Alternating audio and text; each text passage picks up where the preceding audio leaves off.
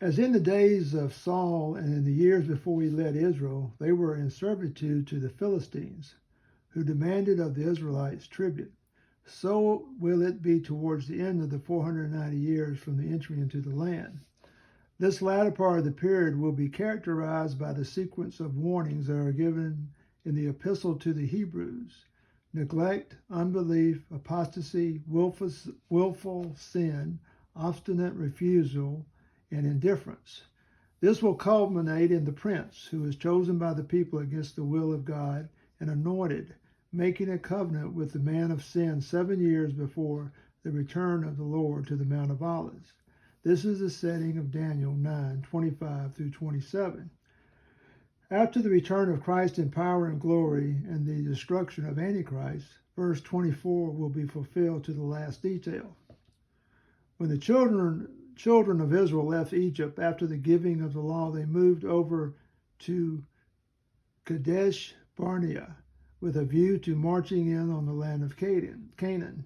This, however, was thwarted by their sending of spies, and following the majority decision of these spies, they rebelled against God and were therefore condemned to wandering in the wilderness until the generation which had been numbered 20 years old and upward, men of war, were dead, a period of a further 38 years.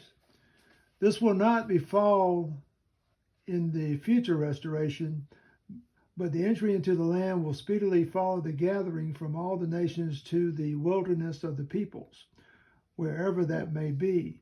And after passing under the rod and being brought into the bond of the covenant, evidently the old covenant of Sinai, they will go on into the land to occupy it and to restore it for habitation.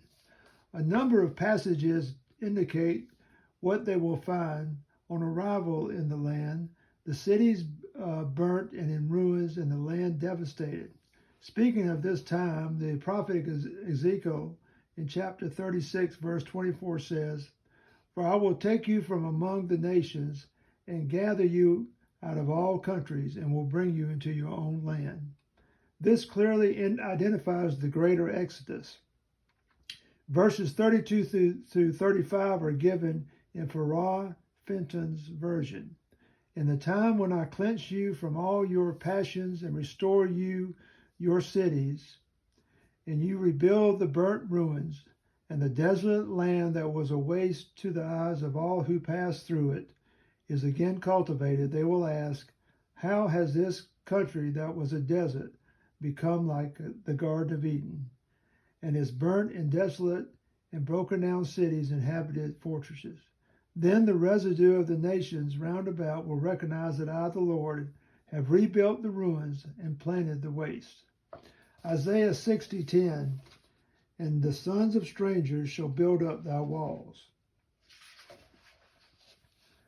Isaiah 61:4, "And they shall build the old waste, and they shall raise up the former desolations, and they shall repair the waste cities and desolations of many generations." Amos 9:11 and 14, "In that day will I raise up the tabernacle of David that is fallen, and close up the breaches thereof, and I will raise up the ruins, and I will build it as in the days of old. And I will bring again the captivity of my people Israel, and they shall build the waste cities and inhabit them, and they shall plant vineyards and drink the wine thereof. They shall also make gardens and eat the fruit of them." As the tabernacle was of Moses, not of David, and as it cannot refer to the temple of Solomon, it may refer to the tent erected by David to house the ark of the Lord. Perhaps there is some deeper meaning as indicated by James' words in Acts 15:16. These passages indicate clearly that when Israel is restored to the land under the hand of God, the cities are found to be in ruins, burnt, as Farah Fenton says, and devastation is on every hand. This must have been brought about by some invasion or of a conquering host who has come upon the inhabitants of the land and destroyed them. But we see in this last passage that it is the Lord God himself who takes a hand, both in the enabling to rebuild and in the hastening in the process of the growth of nature to reproduce and bear fruit in great abundance. Other passages might be cited in support.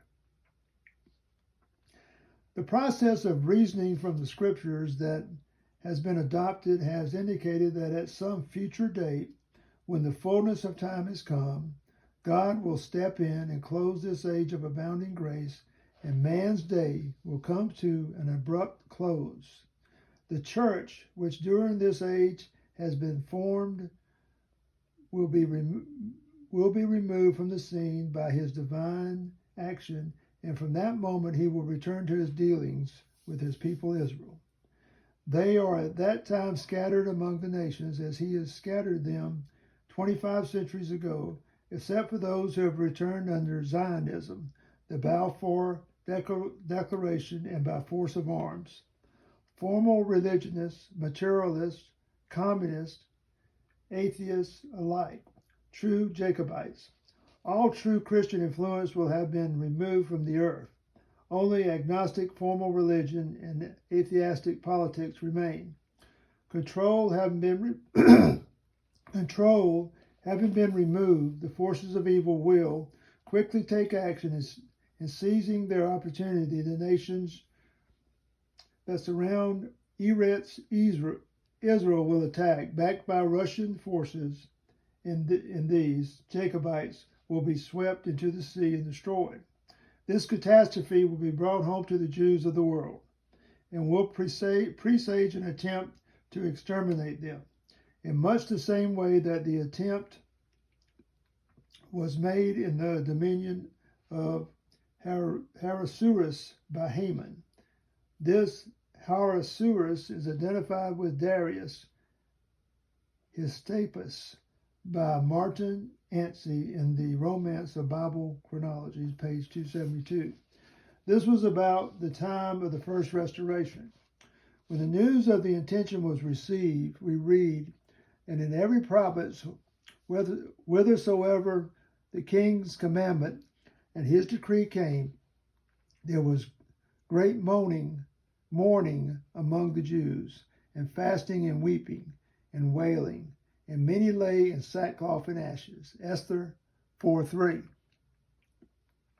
It would appear that this will be repeated on a grand scale worldwide, and with prayers such as that of Daniel in chapter 9, verses 3 through 19, they will prostrate themselves before the Lord their God and fulfill Deuteronomy 30:1 and 2. God's response will be according to verses 3-6. Verses 7-10 are amplified in the giving of much detail by Ezekiel 20:33 through 44. The overrunning of the land by the hordes of the north, as prophesied in Ezekiel 38, will take place. Note carefully where twice the word Acherith is used in Ezekiel 38:8 and 16, and also all the verses of this chapter are linked together by the expressions at the same time and in that day. This and the following chapter are too long to quote verbatim, but there is little doubt that the account of the invasion of Gog and his confederates fit into the picture here and will bring about the destruction of the land and the near extermination of those who inhabit the land or drive them to evacuation of their country in extremis. God, however, deals with them himself, using the elements against their enemies as he did in the days of the first entry into the land of promise. With all this in view, the better to help understand the passage, a return now to Daniel 9:25 through 27 might be expedient in order to make a closer examination.